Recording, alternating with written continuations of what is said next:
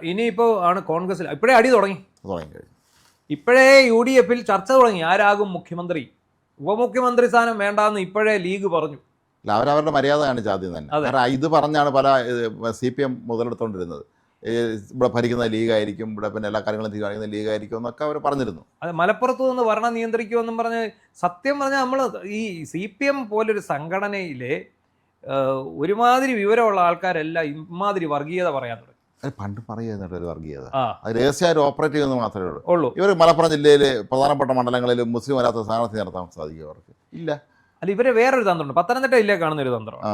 ഇപ്പം സംവരണ മണ്ഡലമാണെങ്കിൽ അവിടെ ചെന്നിട്ട് അവിടെ ഭൂരിപക്ഷം ഇപ്പം സാംബവ സമുദായത്തിൽപ്പെട്ട അവരുടെ വീട്ടിൽ കയറിയിട്ട് ഒരു സ്ഥാനാർത്ഥി സാംബവ സമുദായത്തിൽപ്പെട്ട ആൾ, തൊട്ടപ്പുറത്തെ സിത്തനർ സമുദായത്തിൽപ്പെട്ട ആൾക്കാരുണ്ട്, അവരുടെ വീട്ടിൽ കയറിയിട്ട് പറയും സ്ഥാനാർത്ഥി സിത്തനറാണ്.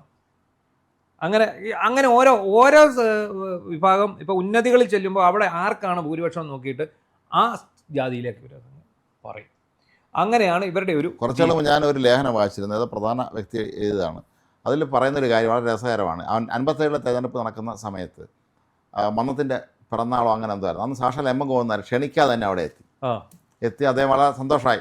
കമ്മ്യൂണിസ്റ്റ് ബിരുദനാണല്ലോ മന്നെന്നാണ് അറിയപ്പെടുന്നത്. അപ്പം എം വന്നിരിക്കുന്ന സംസാരിച്ച കാര്യങ്ങൾ പറഞ്ഞു കൊടുത്തില്ല. എം പറഞ്ഞു പോലും നമ്മുടെ സമുദായത്തിലെയും ചില നല്ല ചെറുപ്പക്കാർ ഇത്തവണ തിരഞ്ഞെടുപ്പിന് മത്സരിക്കുന്നുണ്ട്, അവരെയൊക്കെ ഒന്ന് സഹായിച്ചേക്കണം എന്ന് പറഞ്ഞു എന്നാണ്. പറഞ്ഞു കാണുമായിരിക്കാം ഒരു പക്ഷേ. അതുകൊണ്ട് അന്ന് ചെറുപ്പക്കാരായി ജയിച്ചത് വലിയ വിഭാഗം നായന്മാരായിരുന്നു.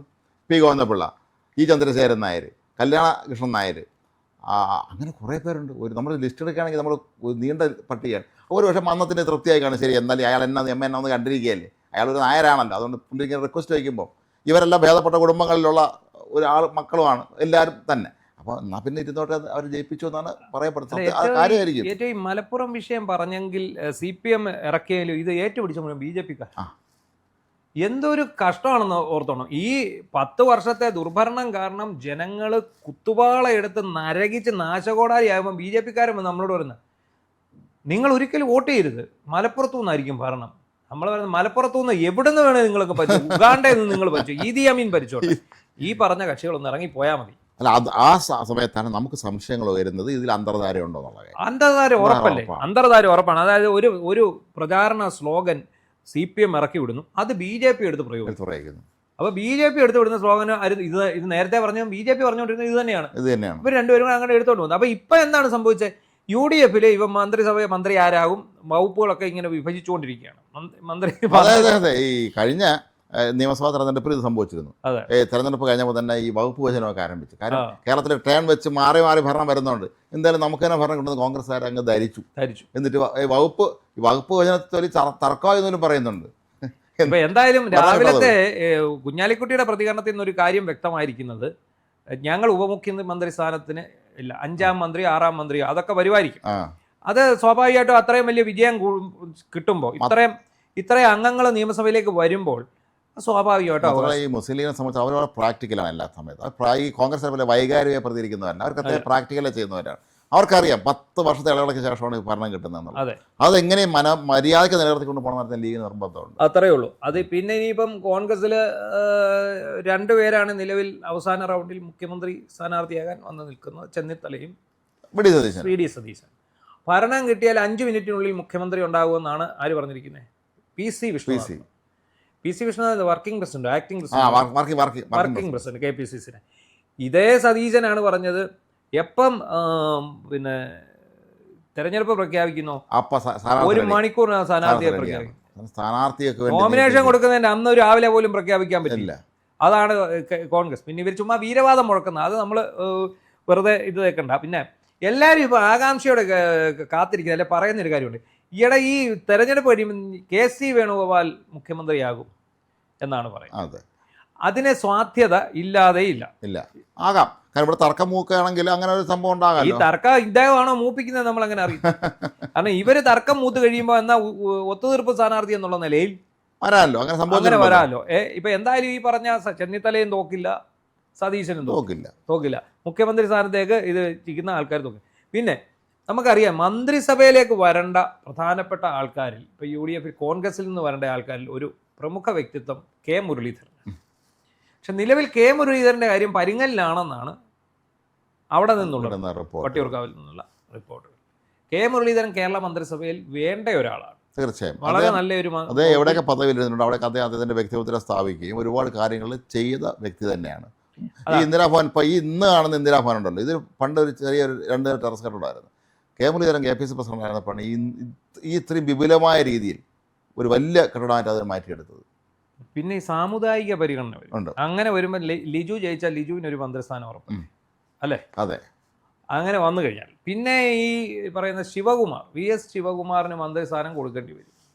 പക്ഷേ VD സതീശൻ കൊടുക്കുമെന്ന് നമുക്ക് അറിയാൻ, കാരണം ഒരുപാട് അഴിമതി ആരോപണങ്ങൾ നേരിട്ട ഒരാൾ വ്യക്തിയാണ്. പിന്നെ ശിവകുമാർ ജയിക്കുകയും വേണം.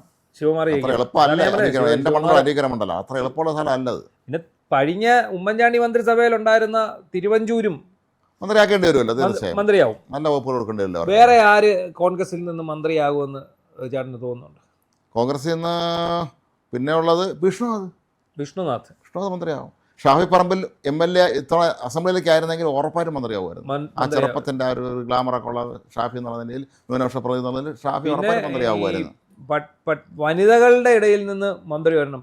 അത് ഷാനിമോൾ ഉസ്മാൻ ജയിച്ചാൽ അവർക്ക് ന്യൂനപക്ഷ പ്രാധാന്യം കൂടിയാവും. ഉണ്ട്. ഇനി അല്ല, മുസ്ലിം ലീഗ് ഉള്ളത് കാരണം ചിലപ്പോൾ കോൺഗ്രസ് ഇങ്ങനെ ഒരു വിഷയമുണ്ട്. മുസ്ലിങ്ങൾക്ക് ഈ ലീഗിന് 5-6 സ്ഥാനം കൊടുക്കുമ്പോഴും ഇവിടെ കഷ്ടിച്ച ഒരാൾക്കേ കൊടുക്കാൻ പറ്റും. അത്രയേ ഉള്ളൂ. അല്ലെങ്കിൽ ബിന്ദുകൃഷ്ണ ജയിച്ചു വന്നാൽ മന്ത്രിയാക്കാൻ പറ്റും. പിന്നെ ഉള്ളത് വേറെ മുന്നോട്ട് വരുന്ന ഉടനെ ന്യൂനപക്ഷ പ്രാതിനിധ്യം എന്ന് പറയുമ്പോൾ എല്ലാ വിഭാഗങ്ങളും മാത്യു കൂടുതലാണ് ഒരു മന്ത്രിയാകാൻ സാധ്യത ഉണ്ട്. അദ്ദേഹം കാത്തലിക്കാണെന്ന് തോന്നുന്നു. യാക്കോബയാണ്. യാക്കോബയാണ്. അപ്പോൾ അങ്ങനെ വെച്ച് നോക്കുമ്പോഴേ, അല്ലെങ്കിൽ ഏതെങ്കിലും പുതുമുഖങ്ങൾ ഇപ്പോൾ ജയിച്ച വലിയ മണ്ഡലം കീഴടക്കി വന്ന ഒരാളാണെങ്കിൽ മന്ത്രിയാക്കാം. അതെ. ഇപ്പം നിങ്ങളവിടെ പ്രൊഫസർ സതീഷ് കൊച്ചുപറമ്പിൽ അവിടെ അദ്ദേഹം ജയിച്ചു വരണമെങ്കിൽ അത് വലിയ സംഭവമാണ്. ഈഴവ സമുദായത്തിന്റെ പ്രാതിനിധ്യം വരുന്ന സ്ഥിതിക്ക് ലിജുവിനും സതീഷ് കൊച്ചുപറമ്പിലും വെച്ച് നോക്കുമ്പോൾ സീനിയോറിറ്റി സതീഷ് കൊച്ചുപറമ്പിൽ ജയിച്ചാൽ അങ്ങനെയുണ്ട്. ശരത്ചന്ദ്രപ്രസാദ് ഉണ്ട്. അവരൊക്കെ വർഷങ്ങളായിട്ട് ഈ കോൺഗ്രസ് പാർട്ടിയിൽ വരുന്ന ആൾക്കാരാണ്. ചുരുക്കി പറഞ്ഞാൽ മുഖ്യമന്ത്രിയെ തീരുമാനിക്കുന്നതിലാണ് കോൺഗ്രസിൽ ഏറ്റവും വലിയ അടി നടക്കാൻ പോകുന്നത്. പിന്നെ ഘടകകക്ഷിമാരുടെ മന്ത്രിമാർ, ഈ ഘടകകക്ഷികൾക്ക് എല്ലാം കൊടുക്കണ്ടേ? അതെ. RSPക്ക് കൊടുക്കണം. RSP അതെ. ഷിബു ബേബി ജോൺ ഉണ്ട്, ജയിച്ചു വരുമെന്നാണ് കരുതുന്നത്. പിന്നെ ജോസഫിന് 1 2 മന്ത്രിസ്ഥാനം കൊടുക്കേണ്ടി വരത്തില്ലേ? 8 പേരുണ്ട്. 8 പേരുണ്ട്. 8 പേരും ജയിച്ചാലോ? ഒരു തരം കൊണ്ട 8 പേരും ജയിക്കാൻ 2 കൊടുക്കേണ്ടി അത്രയും വരും. പിന്നെ ലീഗ് പ്രധാനപ്പെട്ട ഘടകകക്ഷികൾ എന്ന് പറയുമ്പോൾ പിന്നെ ഈ G സുധാകരൻ മന്ത്രിസ്ഥാനം കിട്ടാൻ അടങ്ങിയിരിക്കൂ. സുധാകരൻ ജയിക്കണമെങ്കിൽ മന്ത്രിയാക്കേണ്ടി വരും. പണ്ട് ഗൗരി MBR മന്ത്രിയാക്കിയതുപോലെ സുധാകരനെ മന്ത്രിയാക്കേണ്ടി വരും. സുധാകരൻ ജയിച്ചാൽ മന്ത്രിയാക്കേണ്ടി വരും. ഇനിയും കണ്ണൂരിൽ നിന്നൊരു മന്ത്രി വേണ്ടേ? അതെനിക്ക് തോന്നുന്നത് നമ്മുടെ KPC പ്രസിഡന്റ് തന്നെ മന്ത്രിയാവുമായിരിക്കാം. സണ്ണി ജോസഫ് മന്ത്രിയാവുമായിരിക്കും. കാരണം മലബാറിന്റെ പ്രാതിനിധ്യമാണ്, ക്രിസ്ത്യൻ പ്രാതിനിധ്യമുണ്ട്. അങ്ങനെ പിന്നെ പകരം പുതിയ KPC പ്രസിഡന്റ് കണ്ടെത്തേണ്ടി വരും ഇദ്ദേഹം മന്ത്രിയായാൽ. അതെ. പിന്നെ അതിന്റെ കാര്യം പിന്നെ അതിനൊരു അടി വരും. എന്തായാലും ശരി, ഭരണം കിട്ടിക്കഴിഞ്ഞാൽ, UDFന് ഭരണം കിട്ടി, കോൺഗ്രസിന് ഭരണം കിട്ടിക്കഴിഞ്ഞാൽ ഒരു അടി എന്നുള്ളത് ഉറപ്പാണ്. പക്ഷേ ഇത്തവണയെങ്കിലും അത് ഹൈക്കമാൻഡ് മുൻകൈ എടുത്ത്, കാരണം ഇനി ഇന്ത്യയിൽ കോൺഗ്രസിന് ഭരണം ഉള്ള അല്ലെങ്കിൽ കിട്ടാൻ സാധ്യതയുള്ള അപൂർവ സംസ്ഥാനങ്ങളിൽ കേരളമാണ്. മറ്റ് പലതും കൈവിട്ടു പോയി. അവിടെ ഉള്ള സ്ഥലത്തെങ്കിലും നേരെ ചെയ്ത് കൊണ്ടുപോയാൽ അത് ഭാവിയിൽ ഇത് മറ്റു സംസ്ഥാനങ്ങൾക്ക് മാതൃകയായി മാറും. കർണാടകത്തിലൊക്കെ അടുത്ത തെരഞ്ഞെടുപ്പ് നടക്കുമ്പോൾ ഇതിന്റെ പ്രതിഫലനം അവിടെ ഉണ്ടാവും. TCDക്കൊക്കെ മന്ത്രിസ്ഥാനത്ത് വരേണ്ട ആൾക്കാരല്ലേ? പക്ഷേ ഇതിപ്പോ ഈ പ്രശ്നം അവിടെ ഒരാളെയും കണ്ടേ കോൺഗ്രസ് നടക്കാൻ പറ്റുള്ളൂ. അല്ലെങ്കിൽ സ്പീക്കർ പദവി കൊടുക്കേണ്ടി വരും, പിന്നെ ചീഫ് വിപ്പ് കൊടുക്കേണ്ടി അങ്ങനെ കുറെ കേസുകെട്ടുകൾ വരും. കുഞ്ഞാലിക്കുട്ടിക്ക് ഒരു പ്രധാനപ്പെട്ട വകുപ്പ് തന്നെ, വ്യവസായം പോലുള്ള പ്രധാനപ്പെട്ട വകുപ്പ് തന്നെ. മഞ്ഞളാംകുഴി അലിയൊക്കെ ഇത്തവണ മന്ത്രിയാകും. കഴിഞ്ഞ തവണ പിന്നെ ആക്കിയതല്ലേ, 5ാം മന്ത്രിസ്ഥാനം ആയിരുന്നല്ലോ. അപ്പോൾ അങ്ങനെയുണ്ട് വരും.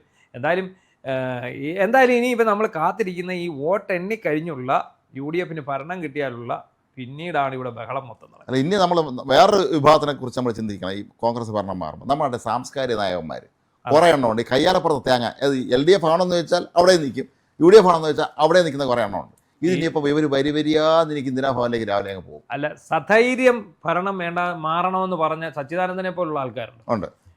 അവർക്കൊക്കെ എന്തെങ്കിലുമൊക്കെ പദവി കിട്ടുമായിരിക്കും. കൊടുക്കും. അതൊന്നും കൊടുക്കാൻ സാധ്യത. അംഗീകൃത ഇടതുപക്ഷക്കാരാണ്. അത് കഴിഞ്ഞ് കുറച്ചുകൂടെ താഴോട്ട് ഗ്രേഡിലുള്ള ആളുണ്ടല്ലോ സോഷ്യൽ മീഡിയയിൽ. സാംസ്കാരിക നായകർക്ക് കോൺഗ്രസിൽ വളരെ ക്ഷാമം.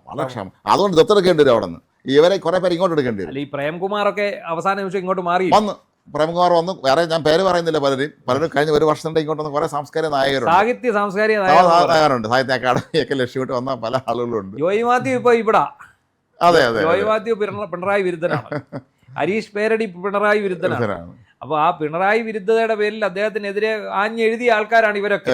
ഇവരെയൊക്കെ ചിലപ്പം UDF പരിഗണിക്കേണ്ടി വരും. അതെ അതെ അതെ അതെ. ഇനി ഇപ്പുറത്ത് ഇപ്പോൾ ഇത്രയും കാലം 2 വർഷം കൊണ്ട് എഴുതിക്കൊണ്ടിരുന്ന പലരും പരസ്യം മരണം ചാടുമോ എന്നുള്ളതും കാര്യം. ഈ സാംസ്കാരിക നായരെ സംബന്ധിച്ചിടത്തോളം പലർക്കും ഈ അധികാര കസേരയിൽ ജീവിക്കാൻ പറ്റാത്തൊരവസ്ഥയാണ്. അല്ല, ഈ OS ഉണ്ണികൃഷ്ണൻ ഇല്ലേ, ഫോക്ലോർ അക്കാദമി, അതെ, കടുത്ത BJP RSS പ്രവർത്തനം, സജി ചെറിയാനെ ഒറ്റ ദിവസം കൊണ്ട് ചാടിച്ച് അപ്പുറത്ത് കൊണ്ടുവന്നത് പദവി എന്നപ്പോഴേ പുള്ളി പലരുടെയും പേര് പറഞ്ഞപ്പോൾ കഴിഞ്ഞ UDF സർക്കാരിൻ്റെ കാലത്ത് ഒരു സാംസ്കാരിക സ്ഥാപനത്തിൻ്റെ തലവനായിരുന്ന ആൾ ഭരണം മാറുന്നുണ്ടപ്പം വിൻഡോ കർട്ടനും മറ്റേ വാതിൽ കർട്ടനും വരെ ചോപ്പിടിയിച്ചു എന്നും, പിന്നെ അദ്ദേഹം അന്തരിച്ചു പോയ ഒരു പ്രമുഖനായ CPM നേതാവിനെ കുറിച്ചുള്ള ഒരു പുസ്തകം എഴുതി എല്ലാ മന്ത്രികൾക്കും എത്തിക്കുകയും ചെയ്തെന്നാണ് പറഞ്ഞത്. എങ്ങനെ നിലനിർത്തി കൊടുക്കുന്നത് CPMകാർക്ക് മനസ്സിലായതുകൊണ്ട് കൊള്ളാൻ പറഞ്ഞു.